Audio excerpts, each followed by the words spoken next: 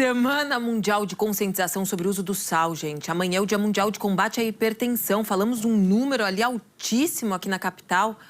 A hipertensão é a pressão alta, né? No Brasil, você sabia que tem gente morrendo por conta disso por dia? 388 pessoas por dia morrem por conta da hipertensão. Essa doença é herdada dos pais em 90% dos casos, só que também tem outros fatores que influenciam nos níveis de pressão arterial. Obesidade, estresse, consome muito sal, isso também não é bom. Segundo o Ministério da Saúde, a incidência da pressão alta é maior na raça negra, em diabéticos, e isso vai aumentando com o passar da idade. Olha aqui na capital. Vamos ver juntos? Teve um aumento de 79% dos casos da doença nesses 3 primeiros meses do ano, gente. Os dados são da Secretaria Municipal de Saúde. E eles mostram, tá vendo no ano passado? Era um pouco mais de 114 mil. E esse ano a gente já vê ali o salto para 204 mil registros de hipertensão. Virando a página, vamos ver um recorte do estado. Esse crescimento, essa alta foi de 28%, aliás.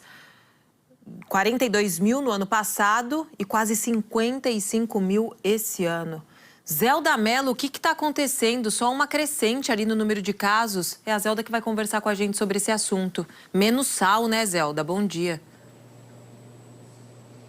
Oi, Sabina, bom dia a você, bom dia a todos. E para complementar esses números que você acabou de dizer, segundo a Secretaria Estadual da Saúde, o número de internações em todo o estado de São Paulo também aumentou. Olha só, no primeiro trimestre desse ano foram 1.435, ou seja, 16 por dia, por problemas decorrentes da pressão arterial. Quer dizer, é muita coisa. E a alimentação é um fator extremamente importante. Você falou genético, mas a gente tem alimentação também, especialmente o sal.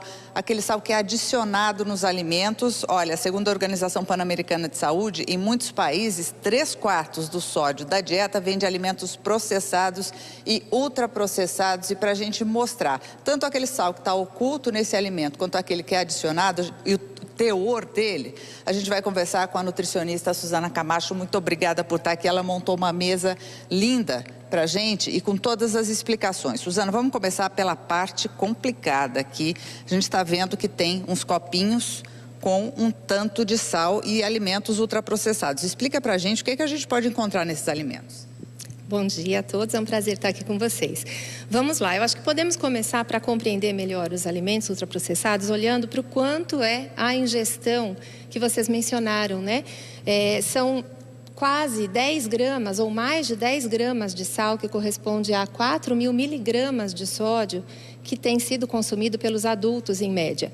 Enquanto a recomendação é menos da metade disso, apenas 2.000 miligramas de sódio. Isso por dia? Isso por dia, né? O que corresponde aqui a 5 gramas de sal por dia. Menos que isso, seria uma colher de chá, né? Rasa, que a gente deveria consumir. E eu estou vendo que tem vários tipos de sal aqui. Faz alguma diferença? Isso, aqui a gente tem o sal, flor de sal, temos o sal light. Existe pouca diferença, né? A diversidade de sal negro, sal do Himalaia, às vezes menos processado, com um pouco mais de micronutrientes, mas do ponto de vista de sódio, todos são muito semelhantes. Salvo o sal light, que tem 50% menos de sódio, no entanto, as pessoas acabam consumindo mais. Exagera, né? Fala que tem menos exagero. Exato, e aí acaba correspondendo ao mesmo consumo. Agora vamos para os processados, ali, ultraprocessados, aliás. Né? Vamos lá. Então, o que a gente encontra como principal quantidade aí, né, o vilão, né, como a gente coloca, desses ultraprocessados? O macarrão instantâneo, numa porção de 80 gramas com 5 gramas de sachê de tempero, oferece 3,6 gramas de sal, o correspondente a 1.400 miligramas de sódio. Então, se a gente voltar lá para aquela quantidade que a gente colocou, está sendo consumido praticamente mais da metade do consumo do dia num pacote. Isso a gente está falando do consumo do adulto. A criança precisa de metade disso. Então, ao consumir um pacote como esse, ela já extrapolou a quantidade de sódio diária. Outros itens, né, que parecem facilitar o dia a dia ou serem acessíveis, né, do ponto de vista de consumo, de preço, na verdade também colaboram dessa maneira. Nuggets, né, empanados de frango em geral, 2 gramas de sal numa porção de 130 gramas, que é o que indica, né, o produtor. O hambúrguer também, uma porção de 80 gramas, que é um hambúrguer e mais um pedacinho dele, né, um pouco menos da metade dele, 1,5 gramas de sal.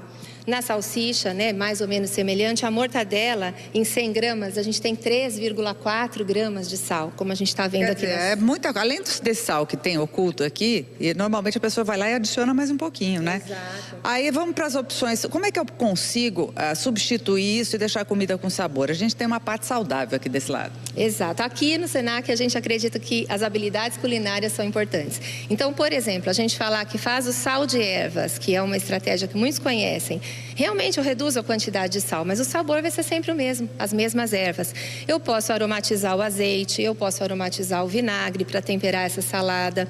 Eu posso fazer a manteiga composta de ervas e usar, por exemplo, né, em torradas e aumentar o sabor. A apreciação desse sabor passa a ser natural, um hábito, quando a gente reduz o sal. Ao reduzir a quantidade de sal, em 2 ou 3 semanas, o nosso paladar se adapta. Já se acostuma. Se acostuma e a gente aprende a apreciar novos sabores, né? Muito obrigada, Suzana. Obrigada por estar aqui com a gente. Olha, a gente conversou também com uma médica para saber as consequências da pressão arterial alta.